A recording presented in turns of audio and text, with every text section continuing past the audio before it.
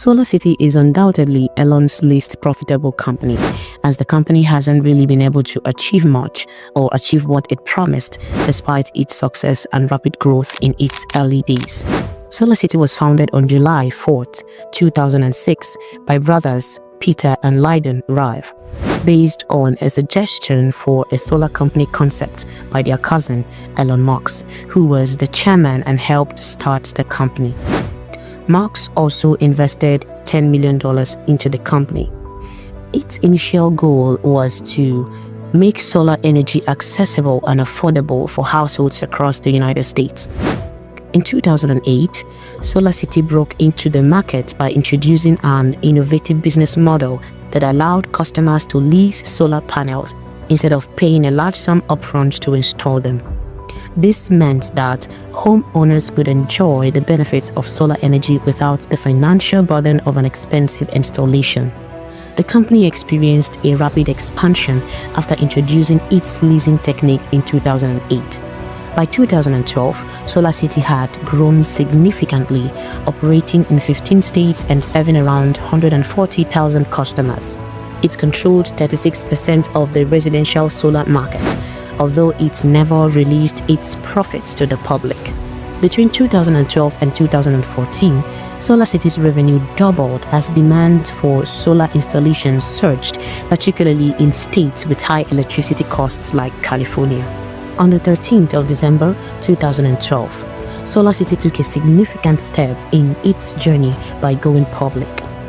The company priced its shares at $8 each, which was below the anticipated range of $13 to $15. But despite its initial pricing, the response from investors was incredibly positive, and on its first day of trading, the company's stock skyrocketed by nearly 50%, closing at $11.79. This surge proved that people were optimistic about renewable energy and believed in the potential of solar power. And by 2015, its installed panels generated 870 megawatts of power, solidifying its position as the largest residential solar installer in the United States. But the story will be incomplete if we fail to mention the struggles of the company. By 2015, SolarCity began to face a serious financial crisis, which led to the company's reduction in value and caused it to lose its unicorn status. The company was struggling to manage its money. Sales of solar systems were declining and installations were slowing down. This led to significant cash flow problems.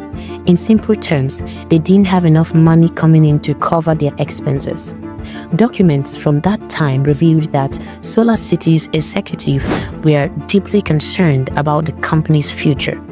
They even held weekly meetings to discuss their worsening financial situation, recognizing that they were on the brink of a liquidity crisis.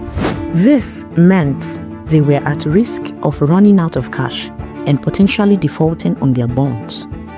And for you, our exceptional beings who might not know the meaning of bonds, bonds are a type of debt investment where an investor loans money to a borrower, usually a government or corporation.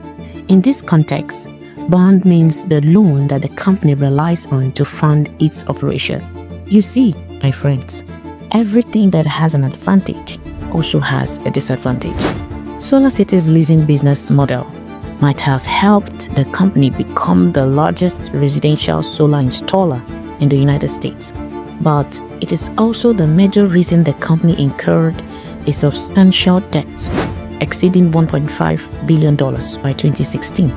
Although the leasing model generated steady revenue, it required SolarCity to maintain ownership of the panels and cover initial expenses, which in turn strained the company's finances. In June 2016, the electric car manufacturer Tesla offered to acquire SolarCity for $2.8 billion and finally completed the acquisition in November 2016, purchasing the company for approximately $2.6 billion. At that time, SolarCity was still in debt of about $3.2 billion. Before that, Elon Musk faced significant challenges after mentioning to the board that Tesla should acquire the renewable energy company. One of these challenges was an accusation of a conflict of interest, as Elon owned a substantial stake in both companies and equally sat on both boards. Shareholders claimed the deal was a bailout for SolarCity, which was struggling with debts at that time. The deal was approved by November 2016 by shareholders, although a lawsuit was later filed against Elon in 2017, which he later won. Some changes were made after the acquisition of the company. The company was rebranded as Tesla Energy, and the focus was shifted towards innovative solar products like the Tesla Solar Roof, with a vision of integrating solar technologies with Tesla solutions. The major aim of this transition was to create a more sustainable business model and leverage Tesla's resources to enhance profitability and market presence. The ambitious solar roof has also struggled with only 3,000 roofs installed compared to a goal of 169,000. The exact amount that SolarCity's founders, Peter and Lyndon Rive, made from the acquisition of their company is unknown, but unconfirmed reports show that they each walked away with about $65 million. In May 2017, Lyndon Rive announced his departure from the company, intending to pursue new ventures. His brother, Peter Rive, followed suit, leaving the company in July 2017, just under 8 months after Tesla acquired SolarCity. Technically, SolarCity didn't fail, as it is still a subsidiary of the most valued car brand in the world, but it didn't succeed either. Despite all the challenges faced by the company, its dream of clean energy is still strong. Hi there. If you've gotten to this point, please consider liking this video and subscribing to our channel. One more thing, we want to thank you for embarking on this journey with us and for taking out time to watch our videos. We promise to keep dishing out value-packed content aimed at positively changing your life. Thank you for being part of our family. We love you. Now, let's get back to your video. Neuralink is an innovation that intrigues some and scares others, especially the over-religious folks. And don't get us wrong, concerns about Neuralink are valid and understandable, as it represents a complex and potentially alarming advancement in technology. The notion of surgically opening someone's skull to implant a chip should definitely evoke fear in people. Neuralink is a brain chip startup founded on the 21st of June 2016 by Elon Musk. The major goal of the company is to develop a brain-computer interface that allows people to control devices with their thoughts. It also aims to improve memory and cognitive abilities, treat neurological disorders, help paralyzed individuals regain control over their limbs, prosthetics or communication devices, and achieve human-AI symbiosis, which Elon Musk described as species-level important. Human-AI symbiosis means a close partnership between humans and artificial intelligence. Elon believes that AI should enhance humans' capabilities rather than replace them, and that was one of the reasons he created Neuralink. Neuralink's technology centers on a brain-computer interface that connects the human brain to computers via tiny, flexible electrode threads. These threads, which are about the width of human hair, are implanted into the brain using a robotic surgical system, allowing for minimal tissue damage and high-resolution data collection. The core component is the N1 chip, a small wireless device implanted in the cerebral cortex, which contains over 1,000 flexible electrodes and processes neural signals in real time, enabling users to control devices with thoughts alone. Elon's long-term vision of combining human consciousness with artificial intelligence has drawn considerable skepticism from scientists. The company has raised several ethical considerations as it advances its brain-computer interface technology. One of them is privacy risks. There are significant concerns about who owns the data collected from the brain, how consent is obtained, and the possibility of hacking or misuse of sensitive information. Also, animal welfare activists have criticized Neuralink for testing out its technology on animals, with some allegations suggesting unethical treatment. There are still many unknowns regarding the long-term psychological effects of using these devices and how safe they are in the long run. Neuralink sought approval from the United States Food and Drug Administration to begin testing its brain implant technology in humans in early 2022 and had its application rejected by the agency. However, the company later received permission from the government to perform its human test in May 2023. As of early 2024, Neuralink successfully implanted its device in 2 patients, enabling them to control external devices with their thoughts. One of them is said to be able to control a computer mouse on a screen just by thinking about the movements. Besides the ethical and regulatory issues, Neuralink has also faced other challenges, most of them being technical hurdles. You see, the brain is kind of complex, and navigating billions of neurons and ensuring stable connections is a major problem for the company. There have also been issues with the electrodes detaching from the brain tissue and negatively impacting performance. Plus, understanding large amounts of neural data in real time needs advanced computer programs and strong processing power, which is tedious for the company. Neuralink is also tackling some huge challenges when it comes to manufacturing. Scaling production while maintaining quality and safety standards is a formidable task. But the good thing is that Elon and his Neuralink team are already developing strategies that will help them combat these challenges. Elon never sleeps on problems. Never. Subsequently, there have been other players in the brain-computer interface industry, posing as rivals to Neuralink. Some of them include Synchron, BrainGate, BlackRock Neurotech, NeuroPace, MindMaze SA, InBrain Neuroelectronics, Precision Neuroscience, and Paradromics. Some of these companies are even said to be way ahead of Neuralink in terms of technological advancement. For example, Synchron, one of Neuralink's major rivals, is further along in the clinical trial process than Neuralink and is preparing to recruit patients for a large-scale clinical trial. According to an article by Business Insider, BlackRock and BrainGate are also more advanced than Neuralink. As of January 2025, Neuralink is still a privately held company, so its stock is not available on major stock exchanges.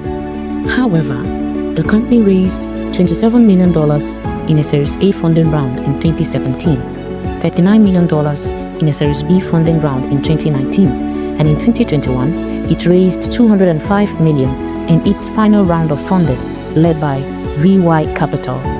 Some of the company's notable investors include VY Capital, Google Ventures, DFJ Growth, Valor Equity Partners, Kraft Ventures, Founders Fund, which is owned by Elon's buddy Peter Thiel, Gigaford, Advaita Capital, Bossa Invest, Calm Ventures, Capital Advantage Ventures, and E1 Ventures. Neuralink is said to have a valuation of $8 billion. Neuralink continues to work stronger every day, and with their achievements, we can tell that they are on track to achieve their goals. And to those who believe, the Neuralink chip is the mark of the beast spoken about in the Bible, we just want to say that we don't really believe that information is true. In December 2016, Elon announced the idea of the Boring Company via a tweet after becoming frustrated with Los Angeles traffic and the limitations of surface transportation networks. Elon is one guy who knows how to turn his misfortune into fortune. The company was first formed as a subsidiary of SpaceX in 2017 and later became a separate corporation in 2018. The headquarters are in Bastrop, Texas, in the United States. Elon's initial vision was to build a subterranean network for private cars, but the concept has since evolved into an underground transit system called Loop. Loop uses modified Tesla electric cars to transport pedestrians across cities. Since its inception, the Boring Company has announced several different projects it is working on, but successfully completed 3 at the time of creating this video. Some of them include the Las Vegas Convention Center, the Hyperloop test track, and the R&D tunnel. One of the notable projects the company is working on at the moment is the 29-mile Vegas Loop Tunnel, which will connect 51 stations between Las Vegas and Los Angeles. Another key project the company is working on is the Resorts World Connector, which is being built to connect Resorts World on the Las Vegas Strip to the Las Vegas Convention Center. The first 2 phases of this Resorts World Connector are finished, and construction for the 3rd phase started in the 4th quarter of 2023. This connection will allow quick travel between the resorts and the convention center, taking just a few minutes. The Boring Company is also said to be developing an innovative next-generation machine which will help make tunnel boring easier, faster, and more efficient. This machine is called Proofrock. When it comes to technology and crazy innovation, Elon is the guy you should be calling. The Boring Company is private and independent, and its financials are not really available to the public. However, an article from the reputable Investopedia stated that the company's valuation is estimated to be $5.75 billion. Another article from a different blog suggests that the company's market capitalization is around $7 billion. The Boring Company has raised a total of $908 million across multiple funding rounds. The company raised $113 million, primarily from Elon Musk and through flamethrower sales in a Series A funding in 2018. It secured $120 million from various venture capital firms in a Series B funding in 2019, and the Series C final funding round in 2022, led by VY Capital and Sequel Capital, brought in $675 million. Steve Davis is the current CEO of the Boring Company. Davis is a longtime associate of Elon Musk. He was one of the first employees at SpaceX in 2002 and has twin master's degrees in aerospace engineering and particle physics. He also worked at X, previously known as Twitter, and was noted for his unconventional background and leadership style. Other top executives of the Boring Company include Aaron Prakash, who is the CFO, Ashley Steinberg, the head of legal affairs, Ricardo Biasnik, the director of electrical and software engineering, Adam DeJong, the director of constructions, and Jean Balajatia, who serves as the operations coordinator. The Boring Company's quest for innovative transport solutions has not been without challenges. One of the foremost challenges faced by the company is ensuring workers' safety. Reports from their Las Vegas tunnel project have highlighted serious safety violations, including hazardous working conditions and exposure to harmful chemicals. These issues drew the attention of regulatory bodies and resulted in fines of over $112,000 from the Occupational Safety and Health Administration, a federal agency whose primary mission is to ensure safe and healthy working conditions for employees in the United States of America. Beyond safety issues, the Boring Company has faced considerable political and legal hurdles. Ambitious projects in major cities like Chicago and Los Angeles have been stalled as local governments grapple with the implications of such transformative infrastructure. Questions about the effectiveness of their tunneling solutions have also arisen, as many proposed projects have not come to fruition. This has led to doubts about the company's ability to fulfill its promises. Other companies have also emerged in the boring industry, giving the Boring Company tough competition. Some of them include Hyperloop, Transport, Hyperloop TT, and Hypertunnel.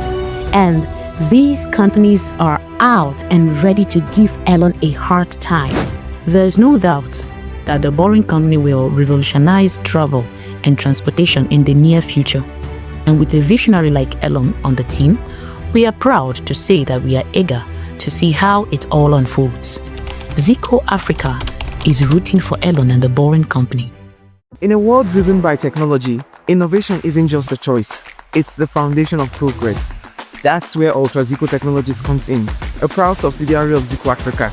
We are dedicated to empowering individuals and businesses with modern digital solutions that create real impact. Our services span video editing, graphics design, web development, cybersecurity, programming, and a wide range of tech solutions tailored for growth. For faceless YouTube creators, we offer complete channel management, from scripting and voiceovers to thumbnails and video editing, helping you build influence and consistency without ever showing your face. At Ultra Zico Technologies, we believe in transforming ideas into results. Launched and managed by Zico Africa, we exist to bridge creativity, technology, and excellence right here in Africa. To collaborate or learn more, reach out through our social media handles, email, WhatsApp, or simply call the number on your screen. Ultra Zico Technologies, where innovation meets purpose.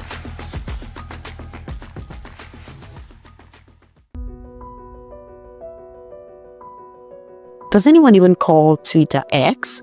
Well, tell us in the comment section if you do. Before we dive into the actual story, let's take a brief look at the history of Twitter. Twitter, now known as X, was created in March 2006 by Jack Dorsey, Noah Glass, B. Stone, and Evan Williams, and was launched in July of the same year. Twitter had a quick growth, and by 2012, it had more than 100 million users, producing 340 million daily tweets. And in September 2013, the company went public. Twitter shares opened at $26 and closed at $44.90. At the end, they raised $1.8 billion, giving it a market capitalization of $31 billion. Elon Musk announced his intent to buy Twitter in April 2022, when he filed with the Securities and Exchange Commission. For those who do not know, the Securities and Exchange Commission is a U.S. federal agency established in 1934 to protect investors and maintain fair, orderly, and efficient markets. Reports have it that he began buying Twitter shares in January 2022 and became the company's largest shareholder by April. On April 14th, he made an unsolicited offer to buy Twitter for $44 billion. Elon's initial vision was to transform it into an everything app that would include financial transactions, messaging, video, and more. Kind of a United States version of WeChat. WeChat is a Chinese social media platform that offers a variety of features, including messaging, calling, payments, social media, location-based features, translation services, coupons and membership cards, and mini programs. We are led to believe that that was what Elon was trying to replicate. Elon Musk was first invited to join Twitter's board of directors because he was the largest shareholder. This would have limited how much of the company he could own, so instead of joining the board, he decided to buy the company and made an offer to purchase it for $54.20 per share. To protect itself from being taken over without its approval, Twitter's board used a strategy called a poison pill. A poison pill is a strategy used by companies to protect themselves from being taken over by another company without their permission. This made it harder for Elon to purchase the company. However, after some time, Twitter's board agreed to accept his offer to buy the company. In July 2022, Elon threatened to terminate the deal due to the company's alleged failure to provide sufficient information regarding spam and fake accounts. With Elon, There's always drama. He claimed that Twitter was thwarting his request for data necessary to access the platform's user base accurately, which he believed significantly overestimated the number of legitimate users. In response to this, Twitter's board sued Elon Musk, and he countersued. This would have been the beginning of legal battle between Elon and Twitter's board, as the Delaware Court of Chancery was set to hear the case. But on October 4th, Musk reversed his stance and agreed to proceed with the purchase at the original price, effectively ending the lawsuit. One lesson we learned from this move is that not all battles should be fought, especially when a lot is at stake. The deal for Elon Musk to acquire Twitter was finalized on October 28, 2022. This marked the completion of a $44 billion transaction, allowing Musk to take control of the social media platform. Elon Musk financed his Twitter purchase through several means. He provided $20 billion in cash equity from the sale of Tesla stock and other assets. He secured $6.25 billion in personal loans from banks, which were guaranteed by $62.5 billion of his Tesla stock. He also secured $7 billion in senior secured bank loans and $6 billion in subordinated debt. Elon also received $5.2 billion from investment groups and other large funds, including $1 billion from Larry Ellison, co-founder of Oracle, capital from Qatar Holding, which is controlled by Qatar's sovereign wealth fund, and nearly 35 million shares from Prince Khalid bin Talal of Saudi Arabia. Elon used a leveraged buyout strategy, which means that Twitter, not he, is responsible for paying back the loans. The deal has been described as the worst buyout since the financial crisis for the 7 major banks that provided the debt. Unconfirmed reports have it that the transaction was processed with a bank charge estimated to be around $150 million, which is kind of fair considering that the numbers could make the average man dizzy. Like he always does, Elon made some changes when he took over Twitter. He first turned Twitter into a private company and merged it into X Corp. Elon then went on to fire several employees, including top executives like CEO Parag Agrawal, and also dissolved the board, making himself the sole director of Twitter. Following Twitter's changes in ownership, Musk introduced a monthly subscription model, changed the verification process that confirms the identity of users, and renamed several features to remove references to bird-oriented terminologies, including renaming Birdwatch to Community Notes. Elon definitely took rebranding Twitter very seriously. According to Dr. Juliana Krishna of the Anbeck School for Communication and Journalism at the University of Southern California, some ex-Twitter employees have moved on to other opportunities, including the new platform Threads, which has mostly been driven by former Twitter employees. Some are not totally in support of Elon purchasing Twitter, as they claim his major reason for acquiring the app is to push his own selfish interest. These claims are somehow believable, considering how Elon restored the former president of the United States of America, Donald Trump's account, and even used the platform to promote him to victory. We will talk more about that later in this video. Others have gone on to accuse Elon, who described himself as a free speech absolutist, of removing content moderation systems that ban certain kinds of tweets.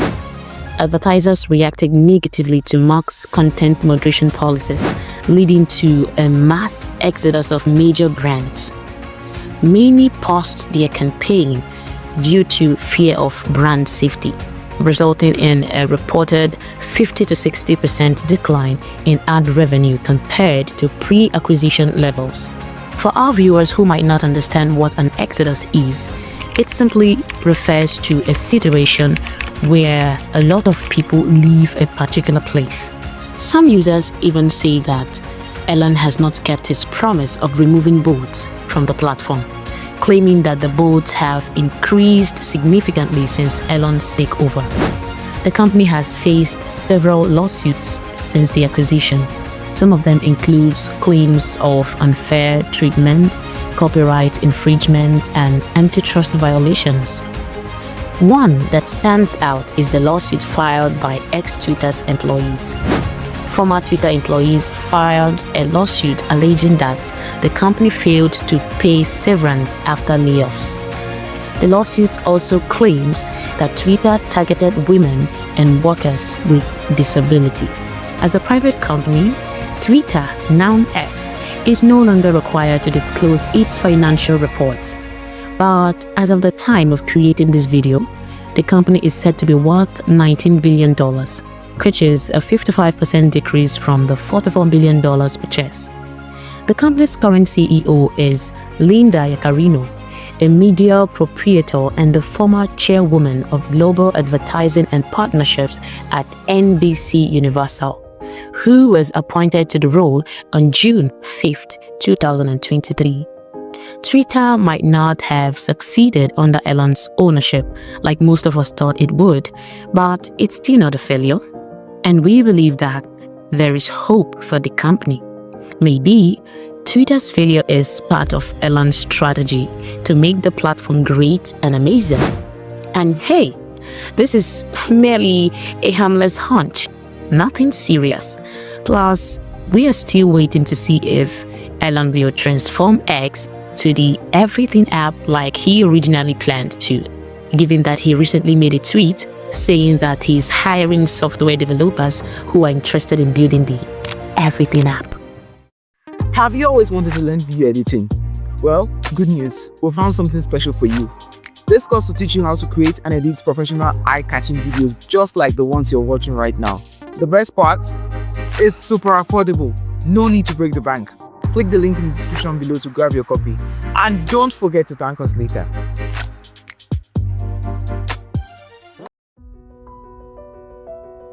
There is hardly anyone on the internet who does not know what Starlink is. Since its debut, it has been widely accepted and regarded as a transformative solution for internet access, particularly to those who can afford it. Well, what is Starlink? Starlink is a network of satellites that provides broadband internet access around the world. The system was launched in 2019 by Elon Musk's SpaceX company. Although reports have it that Starlink's history dates back to January 2015. Here is how it works. This innovative technology uses a network of thousands of small satellites orbiting the Earth at a low altitude of about 550 kilometers. Unlike traditional satellite internet, which relies on just a few big satellites far away in space, Starlink's many satellites works together to provide faster and more reliable internet service. When you want to go online, your internet request travels from your device to the nearest Starlink satellite. These satellites move quickly across the sky at speeds of around 27,000 kilometers per hour, and this is because they are closer to the Earth. The data can travel back and forth much faster than with traditional satellite systems, resulting in lower delays, typically between 20 to 60 milliseconds. To connect to this satellite network, users need a terminal. This dish is easy to set up and automatically adjusts itself to find and connect with the satellites overhead. As the satellites move, the dish keeps tracking them to ensure you stay connected without interruption. The Starlink project was first announced publicly in January 2015. Following the announcement, a SpaceX satellite development facility was opened in Redmond, Washington. In November of 2016, SpaceX filed an application with the Federal Communications Commission, aka FCC, for a non-geostationary orbit satellite system. The request was granted, and the company received permission for an initial launch of 4,425 satellites. The conditions were that they would also receive approval from the International Telecommunications Union and that they would address NASA's concerns about space debris. 2 test satellites were launched in February 2018, and in May 2019, the first batch of 60 operational satellites was launched. Although a beta version of Starlink was finally opened to the public in November 2020, it is still okay to say that Starlink was officially launched in May 2019. Totally unrelated, but 2020 was a hell of a year. We are glad we all made it through. Starlink's major goal is to provide global coverage, particularly in remote places lacking reliable internet. As of January 2025, the service has approximately 4.6 million users and operates in over 100 countries, including the United States, Canada, much of Europe, parts of Asia, and South America. Some residents in African countries who have knowledge about it and can afford it have already started purchasing Starlink dishes. You will likely find a Starlink dish in many homes of established tech enthusiasts in Nigeria, as well as among numerous companies that have started using it to enhance their internet connectivity. In the United States, Starlink can reach about 99.7% of households. This means that nearly everyone in the US can sign up for the service, even if they live in rural areas where other internet options might not be available. Starlink is undoubtedly an innovative technology and has positively reshaped the way we surf the internet. But the truth is, you cannot please everyone, no matter how hard you try. And there have been complaints about the service. One of the major complaints from customers is the delay in delivery. Many customers report long wait times between placing an order and receiving their Starlink kit, leading to frustration with the delivery process. Another complaint regularly received by the company is fluctuation in the speed of the internet connection. While Starlink claims that its device provides a high-speed internet connection, users reportedly experience noticeable variations in connection speed depending on certain factors like weather condition and satellite positioning. Also, there have been complaints of outages, and Starlink subscribers have reported occasional periods of complete internet loss, which have been disruptive, especially for those who rely on Starlink as their primary internet source. Others include inability to reach customer service and receive timely assistance with technical problems, high cost of Starlink kits and monthly subscription fee, installation challenges, weather problems, and limited availability, as certain areas may not have access to Starlink service due to insufficient satellite coverage. Starlink has also faced several challenges other than complaints from customers. In various countries, including Kenya and Namibia, Starlink has encountered strict regulatory requirements and licensing issues, leading to cease and desist orders and operational delays. Traditional telecom companies have also accused Starlink of unfair competition, citing that its pricing strategies undercut established providers which have invested heavily in local infrastructures.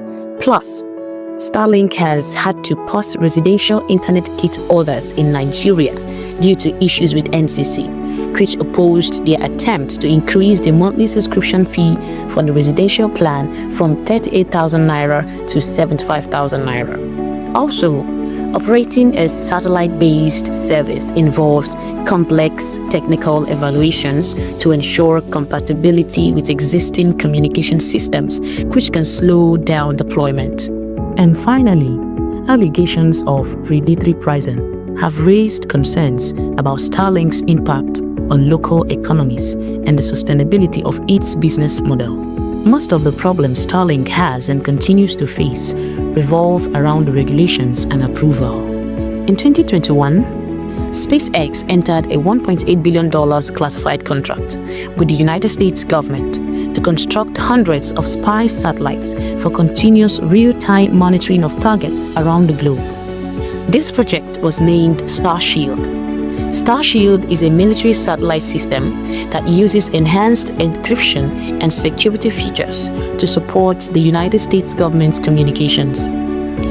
It is a militarized version of SpaceX Starlink internet satellites, but Starshield satellites will be owned by the US government. Starshield was first announced in December 2022, and in 2023, it was revealed that Elon's company, SpaceX, had signed a contract with the National Reconnaissance Office. Little is known about this project, but reports have it that the project is also being funded by other United States agencies. According to Wikipedia, at least 98 Starshield satellites have been launched, with the latest batch of 17 satellites being launched in October 2024 as part of Enroll 167. Enroll 167 is a program developed to launch a group of satellites for the National Reconnaissance Office. Revenue from Starlink in 2022 were reportedly around $1.4 billion. In May 2024, revenue was expected to reach $6.6 billion. But later in the same year, the prediction was raised to $7.7 billion. According to Qt Space, an organization that provides business intelligence in the satellite and space sector, Starlink is projected to make $11.8 billion in sales in 2025. Starlink aims to improve its operation in the future by increasing the number of satellites they have in orbit to nearly 17,000 by 2028. It also plans to launch thousands of direct-to-cell satellites that will provide service to smartphones. These DTC or direct-to-cell satellites will orbit closer to Earth than traditional satellites. It also aims to offer text messaging, voice and data services, replace satellites every 5 years with newer technology, deploy Gen 2 Starlinks, and launch upgraded Gen 1 Starlinks, among its many goals. We are going to end this chapter of the video with a question that most people, especially those who do not really understand how businesses and companies work, ask regularly. This question is, does Elon Musk own Starlink? And the answer is yes and no. Elon Musk does not directly own Starlink. Rather, it is a division of SpaceX which Musk owns. In other words, Elon has significant influence over Starlink through his ownership of SpaceX, but does not own Starlink as a standalone entity.